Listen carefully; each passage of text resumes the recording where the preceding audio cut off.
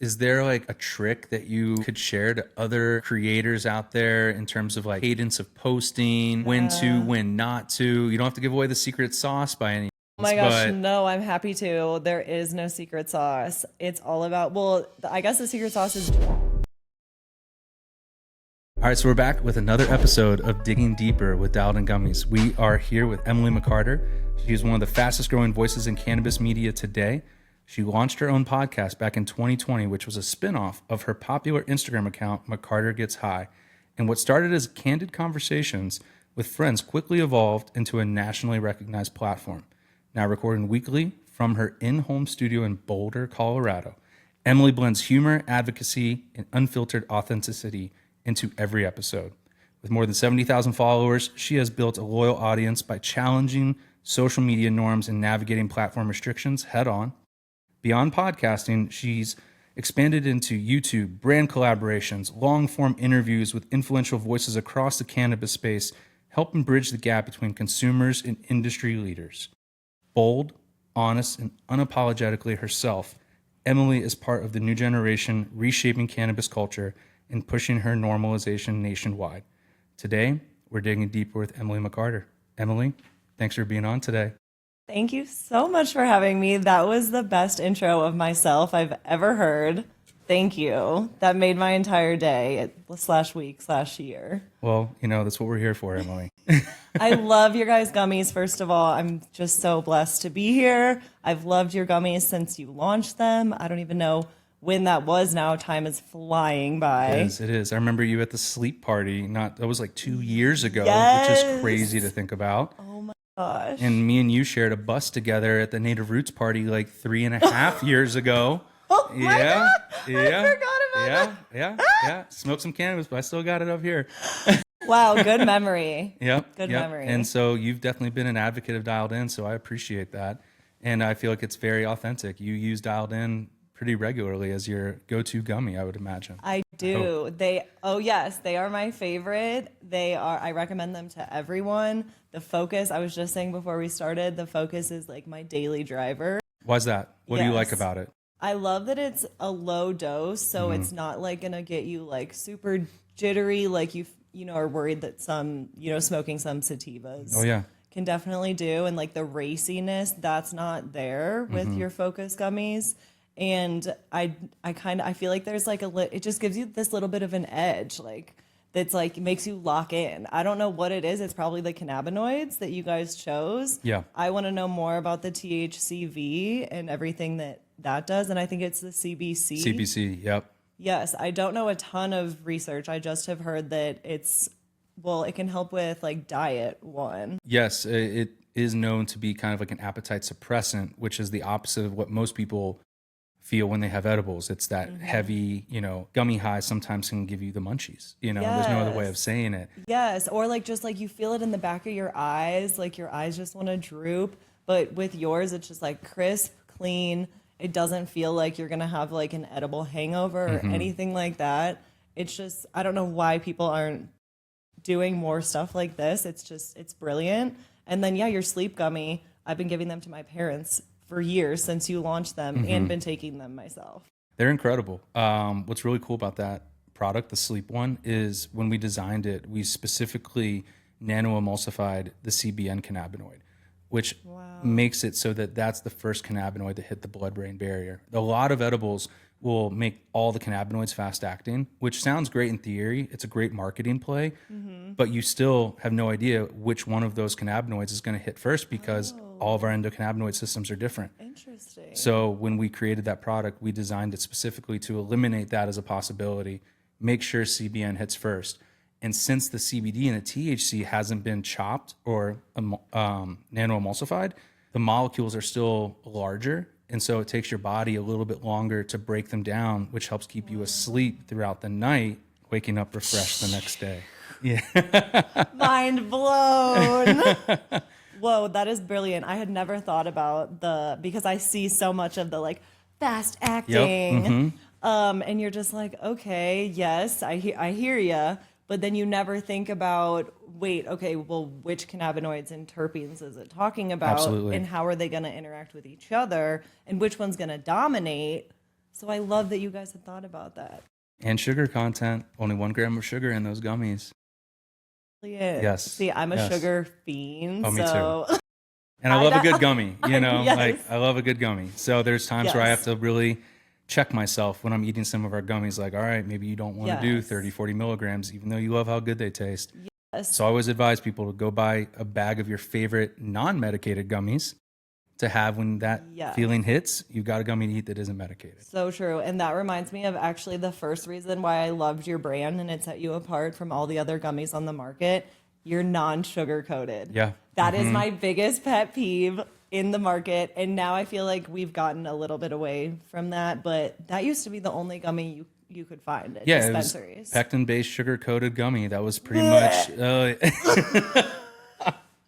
that was pretty much it, you know? Oh my God, it was terrible. So yeah, and that was the complaint for everyone, especially like the senior population, which I'm sorry, my dad is 75. He is in the senior population. And yeah, they were like, I don't want something super sugary, especially right before I go to bed. Papa McCarter sounds like a smart guy. He is. Well, yes, both my parents are lawyers and they're very smart people. All right. Well, let's dive into that a little bit. You grew up not in Colorado, correct? You grew up in St. Louis, Missouri. Yes, I'm a Midwestern girly. Yes. Yes, St. Louis suburbs. St. Louis suburbs. All right. Which suburb of St. Louis? Creve Coeur. Okay. And it's spelled like the French word, crève coeur.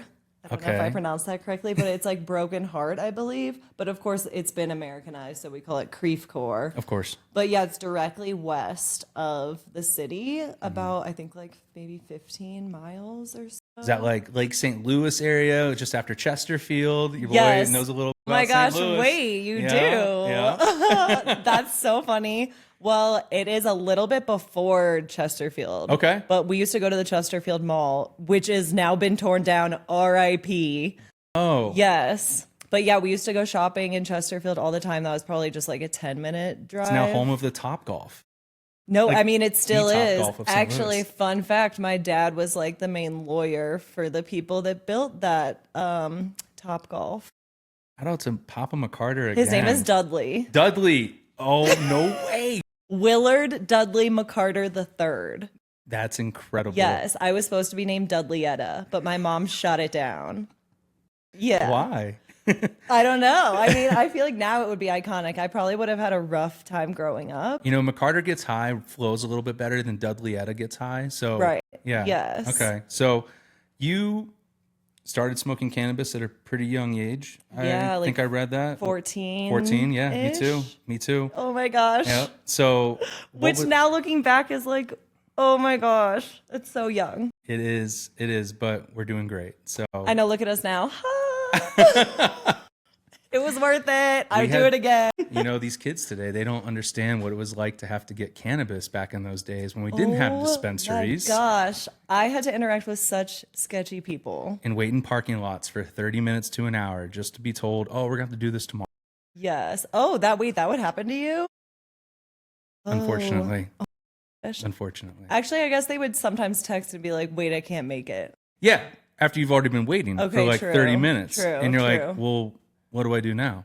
Yeah, true. Yeah. But so. Oh my gosh, so real. Wow. I haven't thought about that in years. I pointed out to all my young cousins that now smoke cannabis, and they are just spoiled to go in any dispensary they want and pick up any product they want. Oh my gosh, yes. And all we had was literally this like crumbly weed that came in like not even a Ziploc bag, like the sandwich baggies that they would lick. They would lick it to seal it. So gross. Yeah, they don't have to deal with any of that today. Any of that. And they don't know the strain, where it came from, anything. Obviously not what was sprayed on it, or, you know, like. Let's not even talk about that. Yeah. But, you know. We could go deep. You know, but that also goes back to the whole people that shop off THC percentages now. We didn't have that. And we still got fire weed. We still knew it was really good. We went off eyes and nose. We got by. We did get by. We did.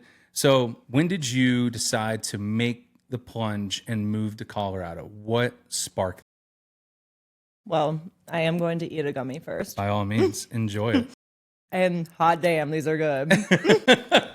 So I went to college in Indiana, a fellow Midwestern state that was illegal, or at the time, obviously Missouri now has their market open, but I went to college in Indiana. And so I knew I wanted to do like something with like media type, like I did journalism stuff. I was in the newspaper, but throughout that whole time, I had been using cannabis, obviously, for my anxiety, depression, ADHD, and obviously for like creativity too, and for sleep, literally everything. But I was getting it still illicitly. Yes. In Indiana from the fellow frat boys. Of course. Yes. Of course. But since I lived in a sorority house, we couldn't smoke, or obviously in the sorority house, it's not like the fraternities. So I had to consume in my car. So with that, I got 2 possession charges. Oh no. In Indiana. Yes. And Indiana did not play around with cannabis back then either. I had to get a lawyer both times. I did not tell my parents, but I just knew to get a lawyer because my parents are lawyers. So yeah, I just like figured it out, paid for a lawyer. They had to like plead it down to something. But then I eventually told my parents when I graduated, and they're like, "You're an idiot. Go where it's legal." Right. Because my sister actually went to DU, University of Denver. Shut up. Yeah, so I like could have, Older, younger? Older. I'm the youngest of 3 girls. Oh, really? Yes. Okay. And what was that like growing up? How were you? Were you the rambunctious young? Yes, we all were a little bit. I mean, I'm definitely like the black sheep. But like my middle sister, Libby, who's now a doctor, I mean, she used to like just punch me in the face straight out if I like took front seat in the car after she called shotgun. Calling shotgun's a pretty real thing. So, I was like, we had fun together, but it was like we would still, beat the crap out of each other sometimes. So yeah, I feel like I learned a lot. Yeah. But it was overall amazing. So coming to Colorado, it just got you steered clear of any trouble in the future. Yes. And so did you move directly to Boulder, or did you start in Denver? I moved in with a fellow sorority sister, actually. She was like already here. I had visited her once during spring break, and she was like, "Oh, I live alone now, but we could just get our own apartment." So that's what we did. And what year was this? This was June or July of 2017.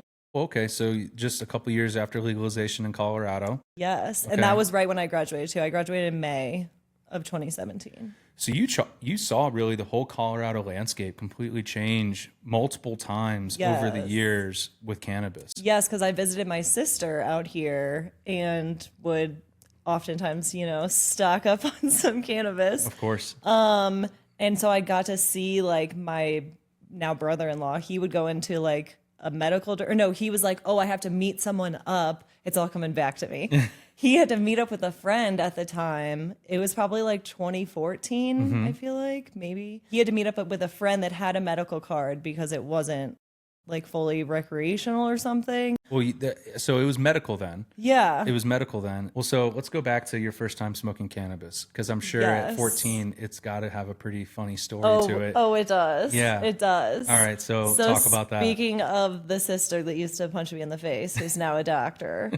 Shout out to Libby. I'm picking her up at the airport in 2 days for us to go ski Keystone. Welcome back to Colorado, Libby. Yes, exactly. Yeah. So she's 4 years older than me. And my eldest sister is 6 years older than me. So a little bit more, spaced out since they're only 2 years apart. So I kind of saw that in their friend groups, obviously there was a lot of drinking. I figured out that there was this other thing people were consuming, that they were like smoking, but it wasn't tobacco. Yeah. And people seemed to love it.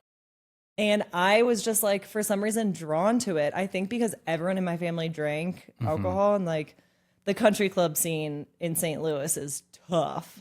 Everyone is like, showing off their Chanel, trying to get drunk as a skunk. I'm not about that life. Yeah. So I was already looking for like an alternative type of thing. So I basically went to my sister, Libby, because Kat was at Mizzou. She was already like at college at the time. And I was like, "Listen, I'm going into high school soon." And I think I was 8th grade. I was like, "I'm going." That's when I started. Yeah, I was like, "I'm grade, going into high school, and I need to like know what's what." So like I basically want to try this thing like smoking weed. And that's what we called it, like smoking weed. Yeah, yeah. And of course, like my parents called it like pot. Of course. Because my mom's a boomer. Or the devil's lettuce. Yeah. Yeah. But my parents were always like, it's illegal, you know, just don't break the law. Yeah. But they never really said like it's bad. So I was kind of like, I kind of know something's up. You can read between the lines there. Yeah, something's fishy. So yeah, I was like, I feel like this plant is for me. And I was like, I want to smoke weed. And she was like, okay, you have to try it then with me. And my friend Vivian, which shout out to Vivian, she's still one of our besties today. Awesome. So we got in my sister's Mitsubishi, like big ass spaceship looking car. And she brought out, I think it was like a bowl, like a glass bowl. Or no, I think it may have been like a baddie, like a one hitter. Okay, okay. What are those called? Like a dugout? Yeah, dugout. Type of thing? Or chillum. Yes. Yeah. Wait, yes. It might have been a Chillum. glass chillum. Yeah. Yes. Yep. Okay, yes. We smoke in their car somewhere in some random neighborhood. And I was like, okay, I think I feel high, but I don't really know. And then I was like, let's go get froyo because I loved froyo at the time. I still do. I'm a big cookie dough girl. Okay. Nothing wrong with some froyo. So I don't really know if I like got really high, but it was a good introduction. So I felt like safe then doing it at parties. Yeah. Because then I distinctively remember I was like a freshman, I think, in high school. And I was with these basketball girls and they had a baddie and I hit it and I got really high. Did you get the spins? Do you remember your first time getting the spins? Yes, I remember that. That's when I got crossfaded. So we don't do that. That's bad. But I just remember that I felt like I felt like I was in a dream and that the cat was going to attack me. And that's when I was like, okay, this is what being high is. Well, how nice that you got to smoke out of like glass. Because I remember my first time was literally out of a pop can. Like put a hole in the back of it, stab some holes in the top, sprinkle some weed on. Oh yeah. In the woods somewhere, Like, just wait, hiding. like aluminum, just like blasting. Just taking all the ink in. Yeah. Oh, Oh yeah. Because we were 14 in Cincinnati, Ohio. Didn't have access to bowls or chillums or any of that yet. So we just because you weren't with like older people. Yeah. No. Everyone was like my age. You were just like, we're gonna figure this out. It was my buddy's older cousin who, now thinking about it, I don't know why Eddie didn't have a bowl, but Eddie was like, we're going to smoke out of this can. And I'm like, that doesn't seem like a good idea. He's like, shut up and smoke it. I was like, all right. And yeah, I mean, similar to your situation, I was like, am I high? I'm not really sure. And then it was the second time that I smoked where I was like, oh, okay. Then you really know. Yep, exactly. And that's when I was like, this is great. It is. I feel like I'm in a dream. And so now, are you more of a flower gal? Do you like concentrates? I know you like edibles, but what's your preferred? My main thing now is I'm getting into a health kick now that I've hit my 30s. Okay. So I just turned 31 and I know that the combustion just isn't good. A flower. Yeah. Yeah. So anytime you're introducing combustion. Absolutely. It's plant introducing, matter too. Carcinogens. And my parents were like, you say this is healthier than alcohol, but like it doesn't look like it. So then I had to really evaluate and be like, okay, let's go back to the basics, edibles. But the reason I didn't like edibles is because I would just pass out.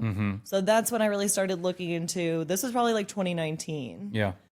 Looking into edibles and trying to do more like vaporization. So dabbing. And then over the last 6 years now, I've gotten really into rosin. So I really don't combust any flower anymore, like a couple times a year, probably. Yeah, I'm right there with you. If it's there, I may hit it, but for the most part, I'm a rosin guy. Yes, yeah, it needs to be like a lot cleaner and healthier for my body. So that's why I've also just, then loved like the edibles because it's basically, I mean, besides like a sublingual, right, the like safest or healthiest form like on your body without it, introducing other bad things. So that's why I love your guys' focus ones. They're just so good. I can't talk about them enough. And then the dabbing just like really gets me into that like creative headspace where I can kind of put away the anxiety and put away the like depressive thoughts and just focus on being creative. I love that. Now, you had mentioned being on a health kick now. Did I hear that you are also like kicking alcohol now? Yes. So I started just really analyzing like, okay, that like alcohol is a depressant. I'm already a depressed person. Don't need to add to I that. don't need to be adding to that. And it's adding so many calories Yeah. that I was just like, I'm not happy with the way that I looked at the time. So yeah, it forced me to look at my life under a microscope, which I'm just so grateful for now. I've done so much research now. So it's literally, I found out alcohol is the only drug that inflames every organ in your body. Is that right? Yes. Yeah, it's crazy. Yeah, I'm not much of an alcohol consumer. Like I may have like a drink when I'm out for dinner or something like that, but on a regular basis, not my thing. Yeah. Yeah, it can just be really detrimental to like, yeah, causing cancers, causing dementia. I've done a lot of research now that I've had to do like a lot of therapy around it and just look at it very seriously. So, yeah, I think our country has a really big alcohol problem, but it's all controlled by the lobbying and the people that are being paid, and Of course. they got the politicians wrapped around their finger with that money. Well, they're seeing a huge decline right now with this new generation. So true. They are like, keep the pressure up. yeah, they are not letting up. And this new generation, they are so focused on their bodies, their health. I love it. Constantly working out. They're not consuming alcohol. I mean, there is like this whole Cali sober where they're like open to doing cannabis still, which I love. And psilocybin. Yeah. It's kind of my thing. Oh yeah. Yeah. A little microdosing. Yes. Nothing wrong with that. Yeah, Especially at a little Red Rocks concert. Yes. Yeah. Totally. I experimented with growing my own mushrooms, like psilocybin mushrooms. Oh really? Yeah, a couple years ago. It's pretty, I don't want to say easy, but like the setup. Right. It's is not easy. difficult. Yeah. Right. It's not difficult. So yeah, I could touch my finger in a little or dipped my toe in. What's the expression? Touch your finger. That gummy be hitting. Oh my gosh. So yeah, but I was like, okay, I am more loyal to cannabis. It made me realize, but it's still a great medicine and a great tool. Yeah. It helped me get through a lot of really dark times with depression and rewiring my brain, especially around not drinking alcohol. Yeah. And I also realized that I just kind of wanted that like fruity drink. So I'm like, I love a mocktail now. Maybe with some rosin drops in it. Yes, exactly. And now then I was going to say the infusion then part is just like chef's kiss. Like it's in bringing it all in. And I just wish that hopefully more are going to be adopted soon. Like Cirrus is doing a great job. Yeah, they are. We got to get the rosin drops in Cirrus. We are working on that. Okay, because Aaron. Yeah, no, it's a thing. I definitely love what he's doing, and But I want more. I want it to be like everywhere. definitely something. I mean, right now, Rosin Drops is only in Colorado, but we are working tirelessly on how we can dial in our processes and be able to make it a scalable product into other markets as well, because no doubt in my mind, it would do fantastic in every other market that we're in. So you came to Colorado, started a creative agency, from my understanding, correct? Yes. Well, first I did some journalism stuff, realized that was on the decline and that social media was on the Did you work with certain brands here or incline. companies in journalism? Yes, I wrote for first. It was 303 magazine. I was in Okay. the music scene a bit. Yeah. Still have some great friends through those connections. But then that's when I realized I wanted to be in cannabis, because I actually tried to write an article about cannabis and music and they were like, nope. So then I went and I wrote a couple articles under Thomas Mitchell at Westward. Yeah. But that was also when I met Ricardo Baca and I started working at Grasslands for about a year. Okay. And then I got the idea to make my own cannabis creative agency after working with him. No kidding. Yeah. Okay. And just kind of continued my social media content and saw that was what people were wanting, was digital content, not really like written content. So then I was kind of moving away from written stuff to more digital. And you've done a fantastic job at navigating that space, because it's not easy, with all the regulations that are around any meta platforms. It can be very challenging. I mean, you've gained, 70,000 followers. And I read, it sounds like you didn't know this until just a little bit ago, but top 50 cannabis creators, you are number 20 on that list, gosh. which is pretty remarkable. That is so special. Thank you for sharing that with me. I think I had received an email about some like list, but I never know if something's like spam or something. No, it's real. It's online. I saw it myself. It's all On the webs. interweb. It is there forever. Oh my gosh, that's amazing. That does make me feel like good because I always sometimes, well, now it's just numbers on a screen to me, honestly, which is crazy.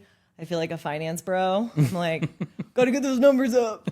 But it is like, it's validating then seeing that, oh, okay, maybe I am reaching people. Maybe I am having a bit of an impact because I want to educate people, but I feel like the way to do that is kind of through entertainment. Yeah. Yeah, there's just not a lot of ways to come at people where they will be receptive, I feel like, and comedy has always obviously been a way to do that. It always helps. It always helps. Yes. So yeah, I just started posting like what I thought was funny and like just shit like that I think in my head that I'm like, oh, I see something on the internet that's like someone talking about a coffee addiction or something. And I'm like, oh, that'd be way funnier if it was like about weed.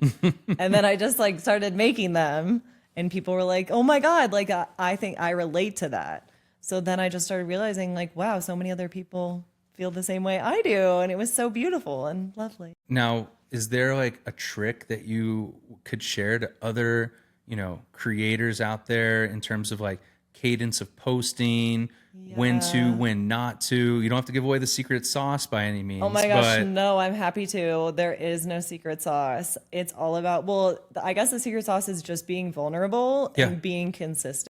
Consistent. Yeah. So it doesn't matter when you post, like if you're stressing about, oh my God, do I post at 7 a.m.? Do I post at noon? Do I post at 8 p.m.?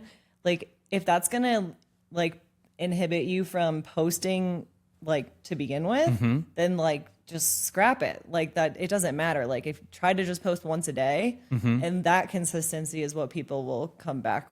Yeah, no, absolutely. I've heard that from a number of people just stressing about the time, but I think you hit it nail on the head. As long as it's consistent daily, time won't matter because people are logging onto platforms at all times of the day. Right, totally. Yeah. It's really crazy. And some of my reels don't even go viral for like weeks after.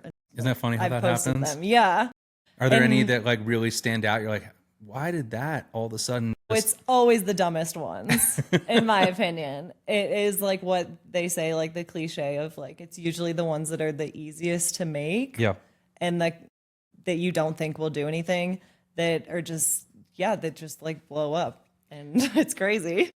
So speaking of, you've been in Colorado cannabis scene since we said 2017. Mm-hmm. You've seen a lot of brands come and go. Yeah. You've seen a lot of products in terms of, I think it all started with, bag appeal flower, the best nug, best smell. Yeah. Then it switched to concentrates of all shapes, whether it was, your live resins, your batters, your shatters. And then we were lucky enough to get rosin introduced into the Colorado space. Thank the Lord. Yes, thank the Lord. What do you think is going to be the next big product? What do you think is going to be the next thing that people are like just can't stop talking about? Yeah, I feel like it could kind of go two different ways, and one of those kind of depends on, well, I see the trend of these hemp beverages really taking off. Yeah, they are.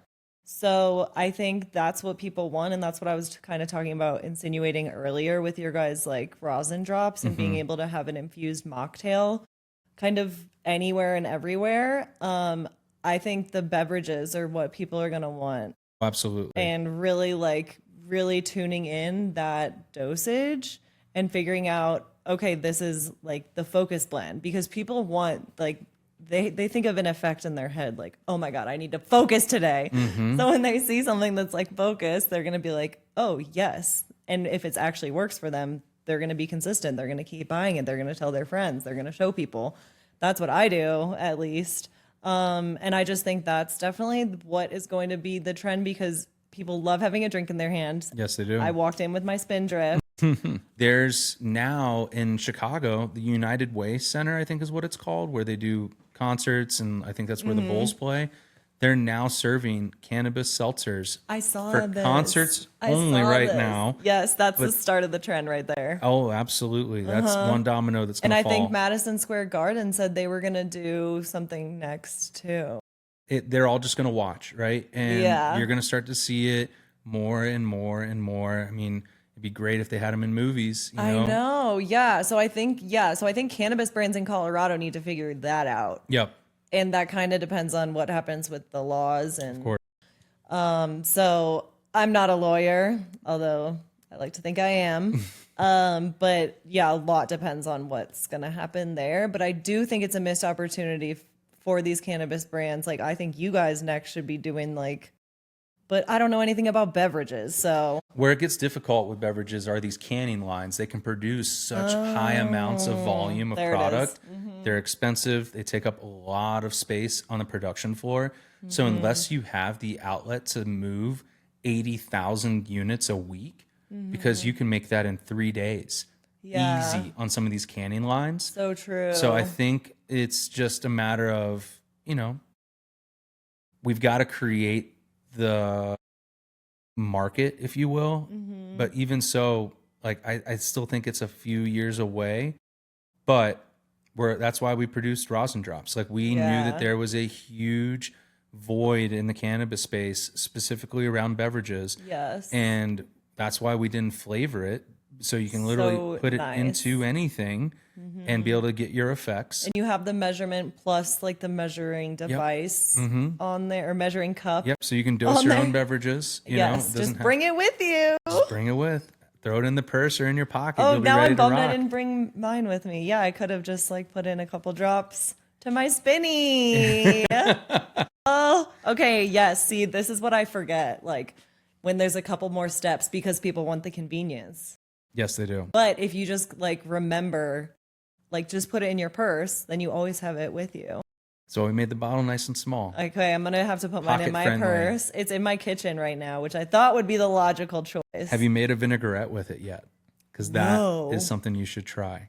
It's so good. Wait, that's genius. I've made a ton of vinaigrettes for my salads with rosin drops. Oh my gosh, It's genius. phenomenal. Because the consistency is more like Correct. a vinaigrette. And usually vinaigrettes have a little sweetness to it anyways. So you're not going to alter the flavor too much. You're thinking outside the box. Try and do what I can.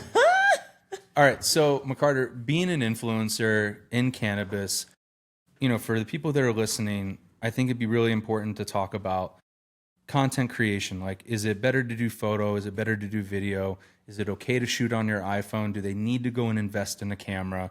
Like, what's been so successful for you?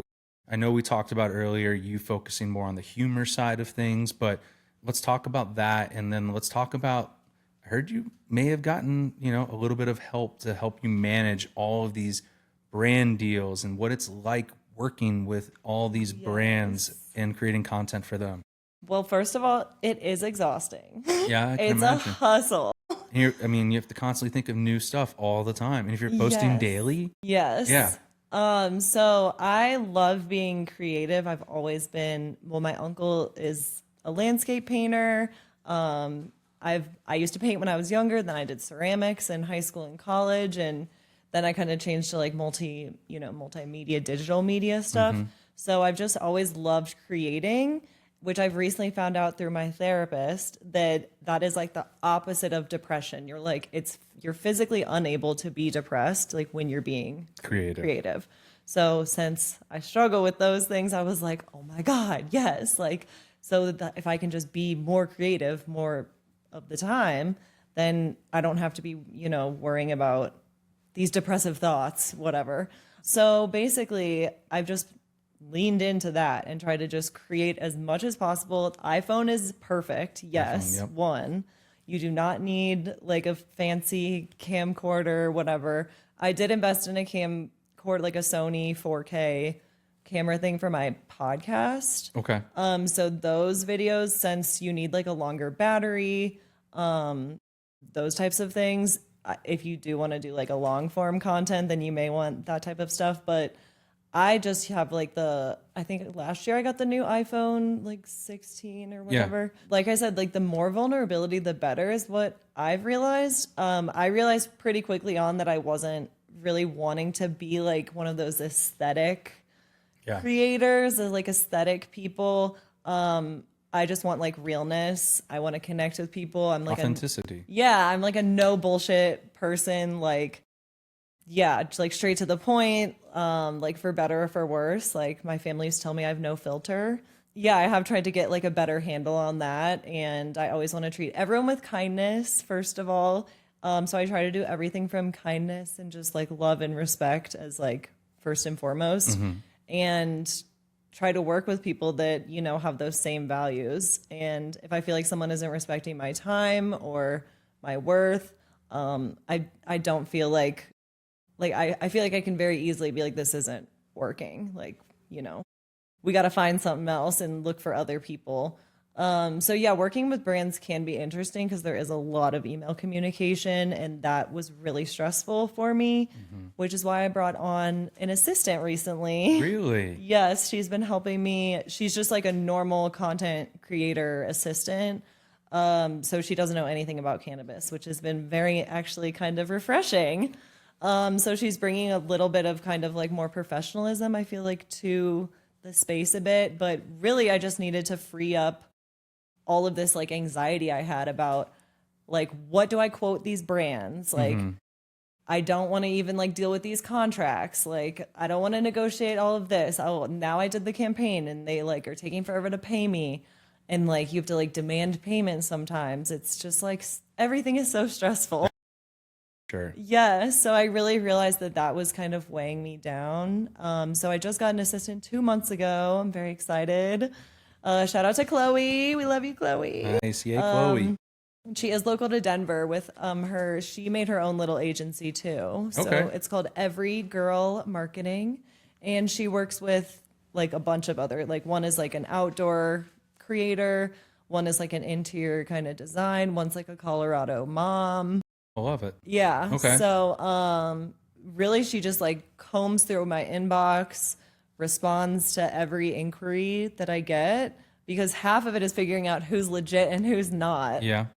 Yeah, I can imagine. And this gives you more time to be creative now. Yes, exactly. So that was definitely the goal. I was like, I need to figure out better systems that work for me, because it just keeps like, I was like in this like cycle. I felt like I was on this hamster wheel of like feeling like I was like, oh, I'm like doing really well. I have money in my bank account. Like brands are paying me right now. I'm like feeling creative. And then like all my bills will like be due. And then I'll like pay everything and be like, oh my God, I don't have any money. And then I'll start freaking out and being like, oh my God, I need to contact like all these people. I need to like get this money. I need to make new brand deals. And then when I'm in that state, I like am unable to be creative. So it would hurt then my page, and like I wasn't able to, find that consistency. Now, are you at a point now where brands are reaching out to you, or are you still outreaching at times to brands? Because I'm sure at the beginning it was all outreach, you to brands. Definitely. I'd imagine now you're probably at a point where it's 50-50, or I don't know what the percentage is on both sides. I was lucky to like have some good brand deals come through. One of my longtime sponsors is Royal Queen Seeds. So I do 6-month contracts with them, which I always shoot for longer contracts. That is my like advice to people. Try to, if you can, not just do like one-off campaigns, but it's hard because that's what a lot of brands want to do. Like, oh, we have a summer campaign we want to do. And then you don't want to say no. So yeah, it can be really difficult, and that's where like the sustainability is hard, and it can be kind of like I only made like $3,000 one month, but then the next month I made like $6,000. So that can be stressful as well, and like not having any like savings or things to fall back on. So I'm definitely very grateful for my parents. They do like support me when I ask, like, or tell them that like I'm really needing help, but I try to not do that. Yeah. Because then it's just like I feel like enabling me to not figuring it out myself, basically. But yes, I do feel like privilege is like definitely a factor in like creative and like influencer space, because it's a lot easier to be an influencer like if you're just like already have like wealth and you can just like, oh, look at all these beautiful places I go. Look at all this great food I'm eating. Like, it's just so much easier. Of course. But I do think there is a shift happening right now and people are kind of over that, especially with all the AI like slop coming out. Yeah, like it's like, okay, I don't really want like a picture of some like beautiful like high-rise apartment in New York with like a sunset. Like, yeah, that may have been with like a hot girl or something. Like, yeah, that may have been cool, you know, get a bunch of likes and like whatever, like 8 years ago. But now people want like real, honest communication. They want to know what people are thinking, how people are living their life, and just like how people are processing everything in today's world, because like we are living in unprecedented times, people. Yeah. Well, I think that's why live streaming has become so popular is people want the real. They don't want anything edited. They want to see as real as it can be in the moment. Yeah. Yeah. Especially because people do feel so like alone. And I mean, with all the politics, everyone is just like pitted against each other and like spewing hate. And I just think we all need to just spread love and come together and like find where we can get along and like all work in a way that, you know, is like going to unite us and like better the world, better our communities, better the planet. Yeah. It's crazy right now. It is a wild time. Yeah. It is a wild time. So yeah, that's what cannabis can help for when you have anxiety about these things. Oh my gosh, why do you think I'm high all the time? Like I saw things going downhill when I was younger and I was like, oh my God, like I got to figure out a way to just be high all the time. So let's go back just for a second. I have a couple funny ones for you. Being from St. Louis, toasted raviolis. Yes. Big fan? Yes. I did not know that they were like a St. Louis. Yeah. Only a St. Louis thing until I moved actually to Colorado. And you couldn't find them anywhere. Yes. And I was like, wait. Do you have a favorite spot to get toasted raviolis? Well, Emo's is Emo's? the best. Okay. Yeah. Okay. I usually get them at Charlie Guido's. Oh, yeah. On the hill? Oh, yeah. I was going to say anywhere really on the hill. Oh. Yes, like the Italian is we have a really big Italian influence and community in St. Louis. And the food is like one of the main reasons I feel like people stay in St. Louis. It's good. We have a really good like food and dining scene, and the Italians they know what they're doing. Now you guys also have a St. Louis style pizza as yes, well. So that's what Emo's is. So they do the trash wings there too? The trashy wings? I don't know. You know what those are? No. Really? Wait, trashy wings? Okay, this is like a St. Louis thing. So they fry them, sauce them, and then they fry them again with the sauce on. Oh. Next time you're in St. Louis, I didn't know that was a St. St. Louis thing. I feel like I saw that on Atlanta, though. I had never had it before until I went to St. Louis. Okay. And our rep there was saying, this is a St. Louis thing. You've got to try them. So we got the cracker crust pizza. We got the trashy wings. We got some toasted ravs. That's so funny. So great yeah, meal. Emo's is the place that is like known for the, like, it's like square. Yeah, square cut, like tavern style. Yeah, like really thin crust pizza, like tiny square cut. So yeah, Emo's has the best, I would say, like that type of pizza, and then they had the really good toasted ravs. So we would just get it all like takeout or delivery all the time. That was like the go-to every week. I love that. Yeah, I love that. And they're all over St. Louis. There's probably like over 20 Emo's. I will have to check it out the next time. But I gotta try these trashy wings now. You got to. Wow. They are a little messy, but they are phenomenal. I wonder if this was like a new thing or if I just didn't. I've never really been like a huge. I was gonna say, were you a wing gal? Well, we used to go to the Buffalo Wild Wings all the time in high school. Yeah, we did. B-dubs? Oh, yeah. Yeah, me at the B-dubs. But yeah, I don't remember that being a thing then. Well, again, next time. Okay, I got to you're do back, some recon. I got to do some recon. You'll have to try them. Yes, but no, I love those foods. Well, McCarter, it's been a pleasure. Thank you for coming on today. We got to talk all things cannabis, Colorado, your move from Missouri to Colorado, how you've been able to expand your reach on social media and help brands like us expand our reach through your platform. So, for those that are listening and watching, where can they find more content from McCarter? And then I have a little curveball question for you. If you could pick any flavor to create as a dialed in gummy, what would it be? Gosh. Okay, so many flavors come to mind.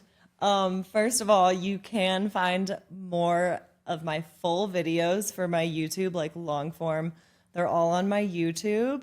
So that's, I think, High Minded with McCarter podcast. Okay. And I do have a website, but we're trying to figure out some more, like if I'm going to do more like long form vlogs or, I don't know, even like merch, or we're trying to figure out kind of what I'm going to do a little bit more now. And what's your Instagram handle so they can Yes, but my main platform is Instagram, obviously, and you can find me at McCarter Gets High, and that's just Carter with an MC in front, Gets High, and that's where I post a daily reel usually, sometimes multiple times a day. If I'm in that flow, sometimes I just be, hitting share. So yeah, it's fun. I try to comment back to every single person that comments, because I feel like that's what creates like the community. Absolutely. And it's like, would be like if someone, like gave you a compliment and you just didn't respond. Like that's rude. so rude. Yes. So yeah, I love interacting with people. Instagram's great. I think it has like the least amount of hate from what so I do like Instagram for now. But yeah, I'm trying to build my podcast, which you're gonna be on it. Yes. So that is High Minded with McCarter, and that's everywhere: Spotify, iTunes, YouTube, wherever you get your I listened to your podcasts. Boulder Belt podcast episode. Okay, Orion is incredible. Sounds like he gave you a pretty big nug on that podcast too. Yes. A concert nug. It was is what he called it. huge. It was literally like the size of like the top of this mic. That's a good cola right there. It was crazy. I was like, whoa, brother. I think I still have it in full tack. Like, yes, because I don't smoke a lot of flower. Fair enough. But I was like, Give it to somebody. I know. I was like, maybe I should gift this. Yeah. But I'll do a flower vaporizer sometimes. I forgot to mention that because it is. Like a volcano? Yeah. So Yeah. Stores in Bickle. I've worked with them a couple times. So I love their like handheld. It's called the VZ. Okay. So it's their volcano technology, but in a Handheld. device. Don't have to worry about the turkey bags. That's great. Yes, yeah, and PAX obviously is great too. I love PAX. Mm-hmm. So, yes, but Gummy flavor. second question, gummy flavor. Okay, so what first came to my head, I make myself a chai tea latte Ooh. every morning. Oh, yeah. So I think that would be amazing. But then I also thought of like strawberry shortcake. A little don't know. savory sweetness there. Yes. Yeah. Or like, I don't know if people are doing like any spicy, like, like a tahini. I've seen a couple brands do like seasonal drops with like a tahini coating Yeah, I on just like a don't mango know flavored gummy or something like They that. would hit or not. We've toyed around with it like on an R&D side of things, and we haven't said no officially, but Yeah. You'd have to find the right, like, combination of flavors or whatever. Yeah, You'd have to absolutely. get like a real chef involved, I feel like. well, we may have one of those on here in a couple days, so we'll have to talk about that. There we go. I'll have to send you some R&D He will have a- non-medicated so I can send them, and you'll have to give me your feedback. Yes, I would be happy to. But no, I bet the chef will have a way better answer to the gummy question than me. They're going to be like, oh, a sauteed sage with lemon and... But no, I love all the flavors you do. So I Thank feel you. like you couldn't create a bad one, to be honest. We try not to. I'm a fan. And I will take like the leftovers or the like discard ones if you can do that. Like the non-medicated.